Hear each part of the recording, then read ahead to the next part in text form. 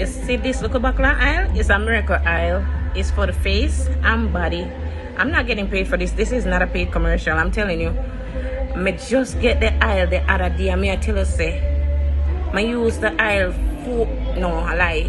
about 9 times. And me I tell you the result. The result. Me I tell you my face pretty. Everybody asks me what me I use for my face. And this is it. Turmeric oil. It's for the face and body, but because it's a small amount, I'm not doing it on my body.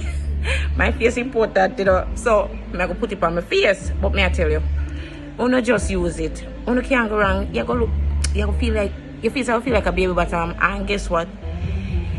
Your face will go soft and glow. I'm gonna be 15 now, and me I try to look younger every day. So this definitely make me look younger. But I ask Christ, yeah, this. Not a true version. Me don't know you put in this now. But me tell her, this is it. This is gold. This is gold for me. Me I gotta use some now too. Every minute me I use a bit. Me afraid feed down. Although me I gotta order more. But me tell you.